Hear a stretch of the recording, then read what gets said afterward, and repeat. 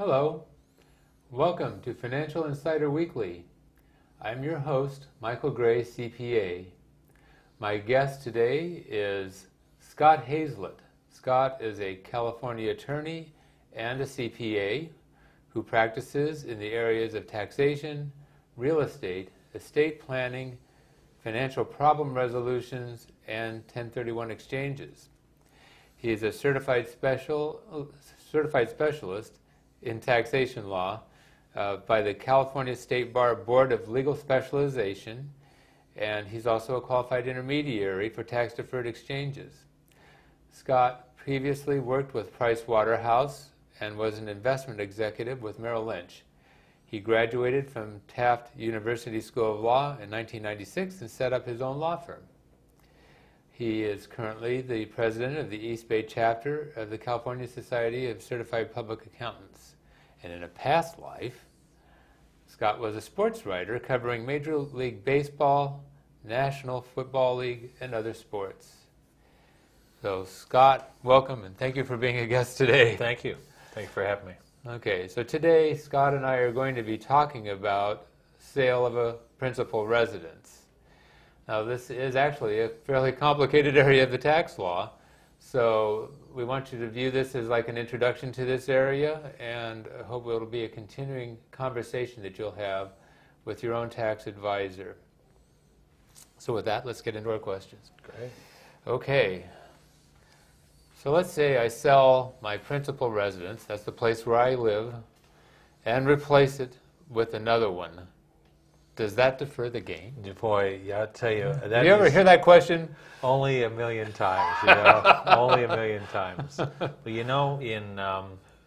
I started in this business in the early 80s, when I got out of college and so forth. And, sometimes I like to think I've forgotten more than I'll ever know, yes. or whatever. But for the longest time, early in my career, we had this rule about the residence rollover rule. The old 1034 was the code section where you continually bought up and bought up and bought up and bought up. Right. So then in 97, I think we all collectively fell off our chair when the Congress passed a rule put into place that says now we have a permanent exclusion of gain from sale of property, and you do not need to buy another property. And in fact, you cannot buy another property to get any kind of benefit like you could in the old days. So the old rollover rule was thrown away. Right. But yet today, still, this over 13 years later, or about 13 years later, I still get this thing where even if they know about the current rule about the exclusion, I still get this, well, any excess exclusion, I'll just buy a bigger house and everything will be okay. And the answer is, of course not. It will not be okay. Yeah. So, well, you all know you get your tax advice from your barber or from your beautician. Taxi drivers are good. Oh, yes. Yeah. So it's your gardener probably can figure it out as well. Okay. Now there is a little play related to this of maybe converting a residence to an investment property. Would you like to talk about that for a moment? Well, yeah. Let's talk about the basic rule, and then we'll talk about the little play, because some of the people perhaps in the coverage area of the program are going to have a. Okay, so let's start with the basic guidelines. So let's say you bought a property in 2000 and you paid $600,000 for it. And even despite the problems we've had in the recent real estate cycle, the property today sells for $800,000 after you pay your commission. So you have a $200,000 gain, and you're a married couple filing jointly, and you've lived in the house 2 years out of the last 5 ending on date of sale. So let's say you sold today, you closed the escrow today. So we go back 5 years and you say, have we lived in the property for 2 years out of those 5? Certainly, yes. Have we owned it 2 out of the last 5? Yes, we have. So therefore, as a married couple filing jointly, we have up to $500,000 that we can exclude. So that $200,000 is completely excluded from taxable gain. Okay, so that's sort of the basic. That's a basic example. Now let's talk about the person who bought a bungalow, a 5,000 square foot bungalow in Saratoga in 1962. Right. So let's say the property was worth $50,000 at that time, which was an outrage, in '62. And now, of course, it's worth $1.5 million or $2 million. By adopting the same rule, married filing jointly, they do get the $500,000 exclusion, But because we don't have a rollover anymore, let's say that they have $1 million gain on that property. Well, the first $500,000 is excluded, but the other $500,000 is a taxable event. It's a long-term capital gain taxed as if they sold stock or that kind of thing. Now, the play that you talked about, which is really an advanced planning technique that should be orchestrated by a competent tax advisor, is in the rule, it says that if a property is owned 2 of the last 5 years and occupied 2 of the last 5 years. Right. That does not say that you have to occupy it on the date of sale. That means that you've got this window. Conceptually, you could vacate the property, convert the property to rental property, rental use, for say, and this is a ballpark figure, this is not a statute, to say 2 years in advance. So let's say I converted my property 2 years ago and I sell today, June 15th.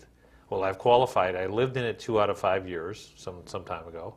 I owned it 2 out of 5 years. And I get my $500,000 exclusion, which is wonderful.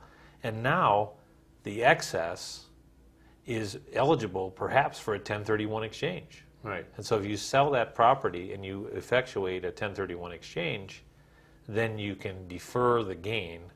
It sort of is very similar to the old residence rollover rule, but that's a very narrow application. That's really good to look at for people who have been in their home a long time and they have gains more than $500,000. They really need to talk to their advisor on that. Right. Now, I was just thinking as we're talking through this example and so forth, of course, the other alternative is basically if they sit tight and somebody passes away. Yes. Then possibly you can get a basis adjustment. Now this year, all bets are off as far as exactly how that's going to work. It's a mess. Correct. Because of the temporary repeal of the estate tax. But the general rule as far as how these things work is that you get this fresh start. Correct. When somebody passes away, so then you can sell it and not have. Yeah. So how that would work is that $50,000 purchase price in 1962, if the basis step-up rules get readopted in effect, that means we forget about the $50,000, and then if there's a married couple who own the property in California as community property, right, and the property is worth $1.5 million at date of death of one of the spouses, that means the new base on which the gain or loss might be computed is converted to the $1.5 million. So if they sell it for $1.7 million a couple years later, well, now we've only got a $200,000 gain and so forth. So right.